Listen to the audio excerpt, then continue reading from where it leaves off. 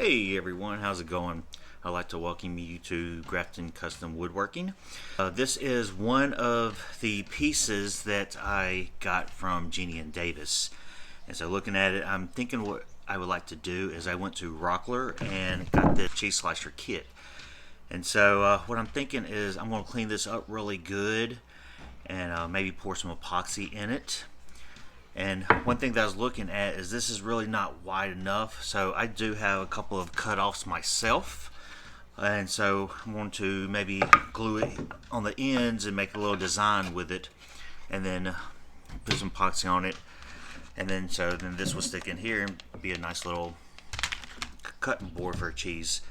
So let's get to it. See, there's a lot of stuff up in there, and epoxy won't take that really good, so what we'll have to do is take a couple tools, clean it out. So I'm going to kind of just scrape it around a little bit and get some of all that stuff out. Once I kind of get most of it cleaned up, then I'll take like a wire brush or something and kind of really scratch it out and get it good and clean.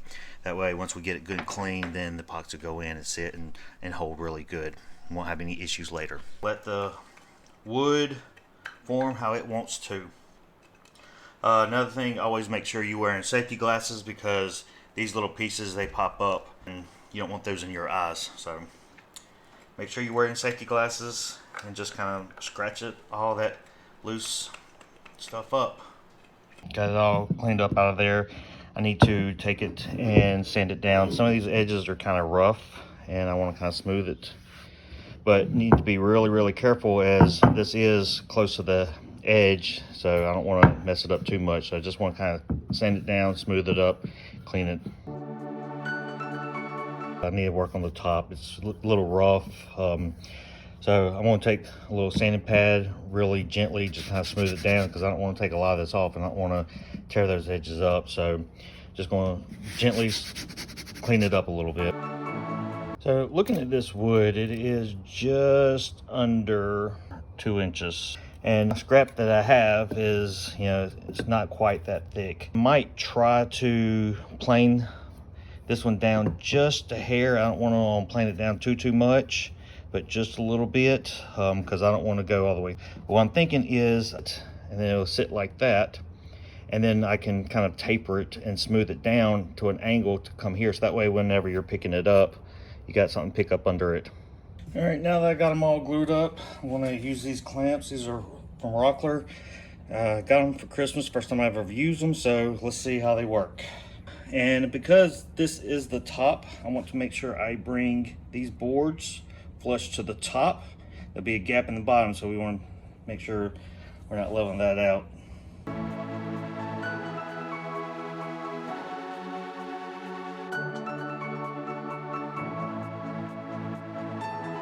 It's all glued up. It's the next day, so let's take it out of the clamps and clean it all up. After I glued it up, a few, I don't know, 30 minutes later, I came back and kind of tried to clean up a lot of squeeze out on the top so it wouldn't be so bad, but I didn't really worry about the bottom since we were going to be cutting some of that off anyway. So as you can see, we got a lot of glue squeeze out through here, so we'll have to clean all that up, but we're going to kind of cut it. But it turned out to be a really good glue up. Got a little bit I got cleaned up that came through the clamps where I couldn't get to. But the tool that I'm using now is actually from Rockler. It is 1 3/4 double edged glue scraper. Basically, when you get that dry glue, scrape it up and you can flip it around with the edges. So I picked it up to kind of help me clean up some of this, get most of it off, and we'll sand it down.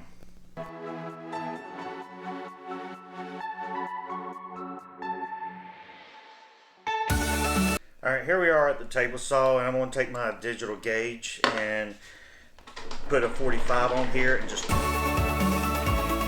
went ahead and made the last cut on here and then kind of sanded it down, kind of smooth, feathered out the corners a little bit so that way it's good soft to the touch.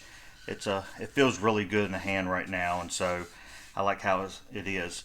What I'm going to do is I'm going to take it over here and mix up some epoxy and then pour some epoxy in there. So I do have a 3-to-1 epoxy mix, and you want to get the liquid in there first. The so that way it doesn't splash. This is the hardener. And so I want to pour 8 and easier math, I need to put 2 ounces of this.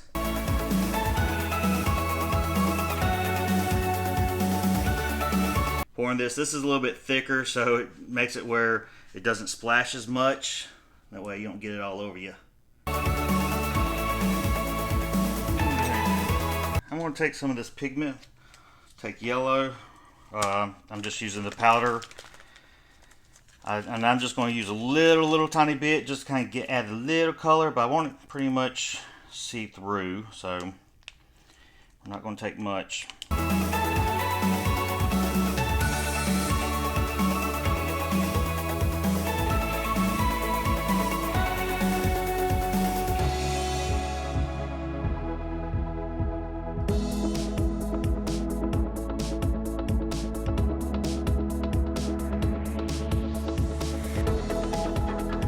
Now for the fun part.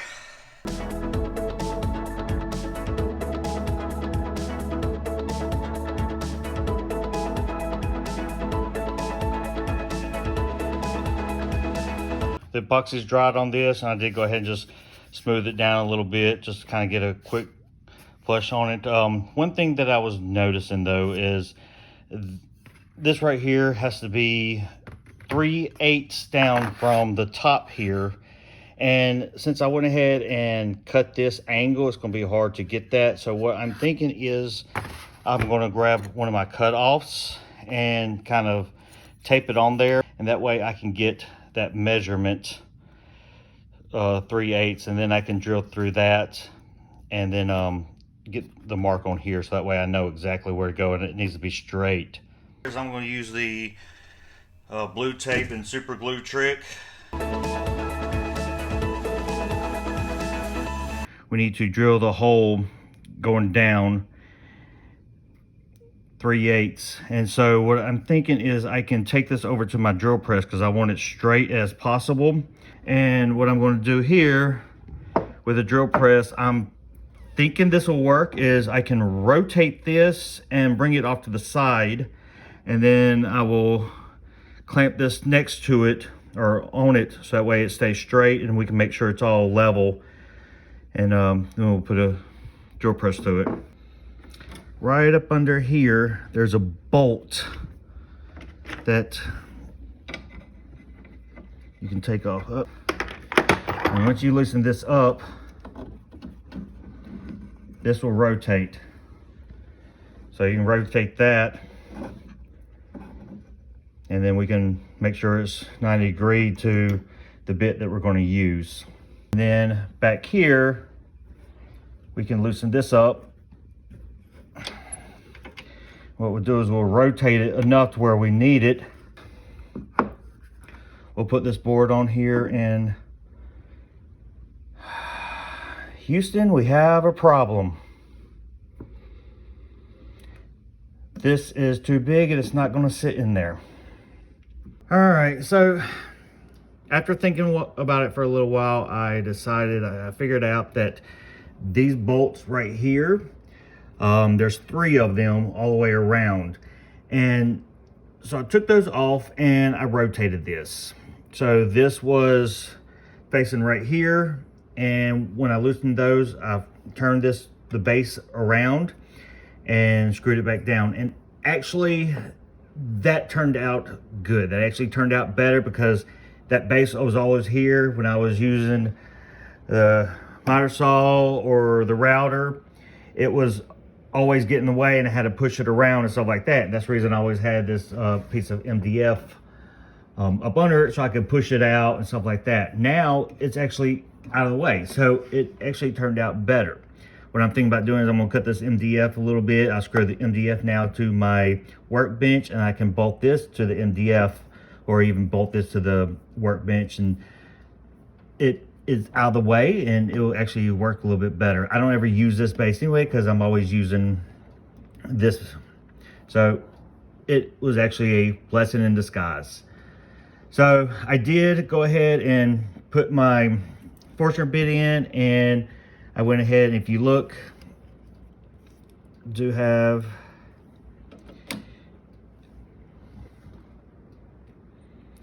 So it is set at 0. And if you look over here, this little off, set at 0, and okay, it's 0 too. So these are parallel with each other. So now what I'm going to do is I have to basically, I'll take where I laid out my mark, and I'm going to get my center punch, and right on my mark, I'm going to punch a hole in there, so that way I can line that bit up really good. And then so we will get it here, just kind of roughly get it right there, and I've already kind of measured it out where it's at, so it's not on video, but we'll have to just kind of line it up a little bit with that point. And then I'm going to get some clamps, and I am going to clamp this in.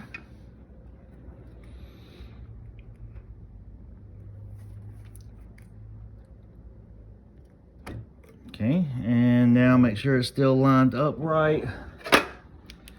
Get a flashlight, really look in there and make sure all is lined up all right.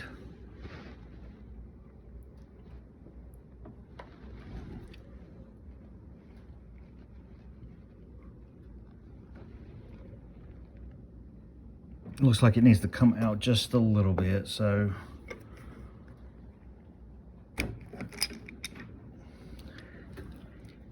line it up where it needs to be, clamp it back down. All right, so that's about lined up where it's at. It needs to be right there. That's perfect. All right, I did go ahead and draw a line right down. That's where we need to be cutting. And so what I'm going to do is I'm going to pretty much take my ruler and kind of line it up on there. But what I'm looking is when I move it over, I'm looking at this here. I'm lining straight up on it and looking at the shaft of the bit and just trying to see if there's, as soon as I see that one little gap, I'll know that it's lined up. So if I see there's up here at the top, the gap is flush. Down here I see a little bit of light, so I know that means that this bottom down here needs to kick up, so it needs to turn this way just a little bit. So in order to do that, we're just going to barely try to move it without getting anything out of alignment. We're going to keep on just checking this and just make sure that we are just right.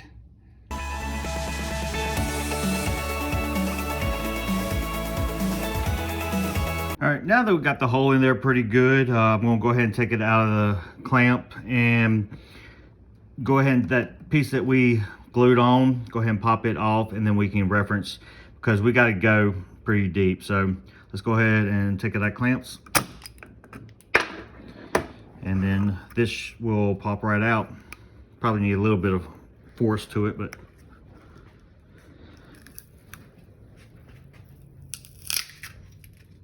there we go. Take the tape off. And that's it.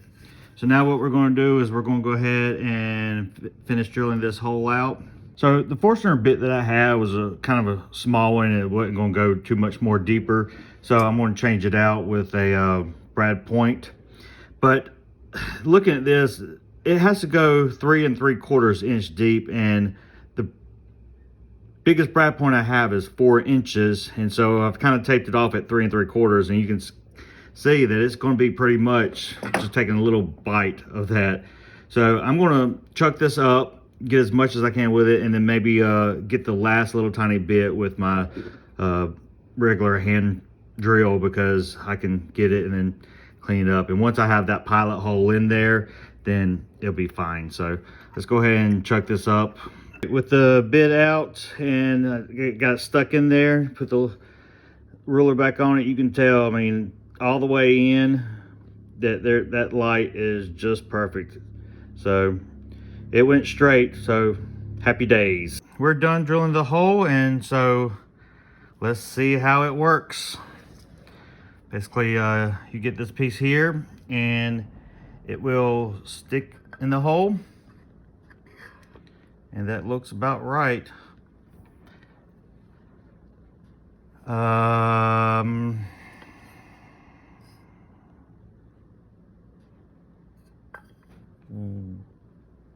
don't know if you can see it, but I know I drilled that hole straight. Why?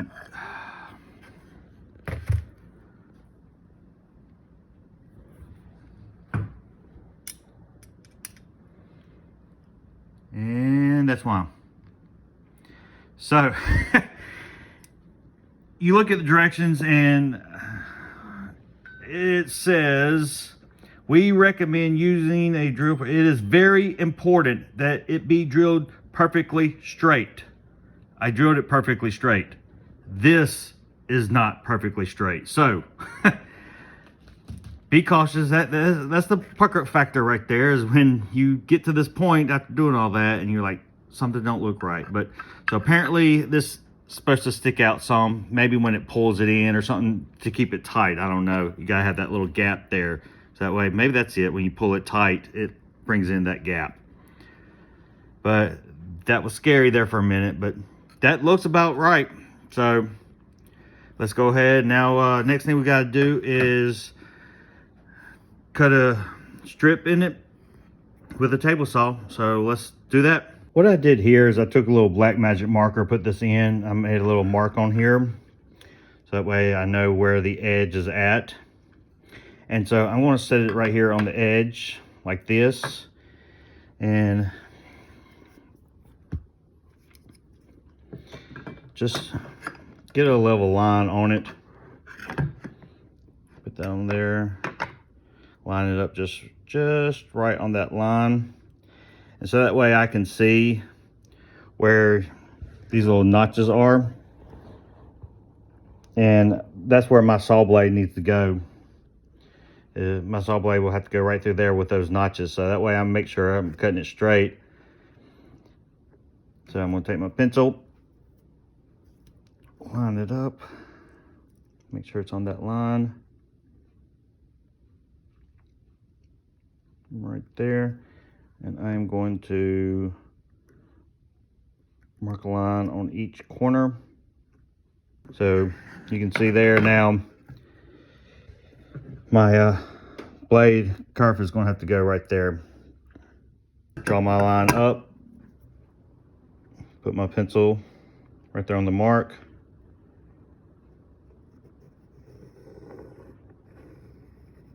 And put my pencil on the outside mark there.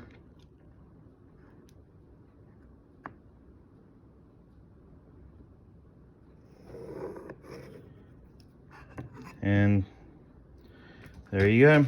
It says it needs to be 3 inches from the edge here over, but I wanted to use actual measurements, but looking at it, it is 3 inches. So from the center right there, where the center of the saw blade will be, that is 3 inches. So we're good. All right, it says the saw blade needs to be 3/8 of an inch high. So looking at it, trying to get the highest point, walking around, making sure that tip of that blade right there is the highest point at 3/8. So that looks to be about right there. Because we need to go over 3 inches, and the saw blade is 1/8 of an inch. So I am going to get to 3, and then I'm going to come over 1/16. So that way the saw blade is right in the center, and you have a 1/16 on both sides. Now you put it on there, and it looks really good. That's perfect right there. And looking over here, it did, when I tightened this up a lot, it did bend this over and put tension on it, and it straightened it up. So I'm much happier about that. I was a little nervous, but that's it right there. Now that we got the cut on it, I'm going to go ahead and sand it.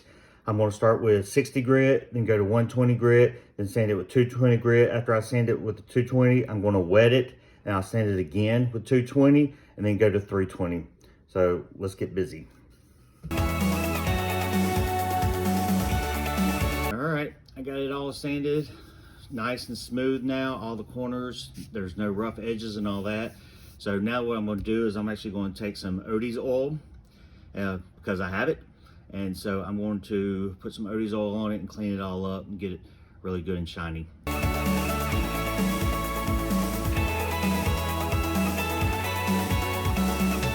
It is complete, all dried up, and it is looking really, really good. Check this out. So, epoxy, a little bit darker than what I like, but it's got some really good marble in it, so it really does look good. Colors on it turned out phenomenal. Got a nice little edge profile to hold on to it, nice and soft, and it is functional, so that's what we wanted. Great project. Thank you for watching, and please like and subscribe to see more of this. We got a lot more coming, so thank y'all.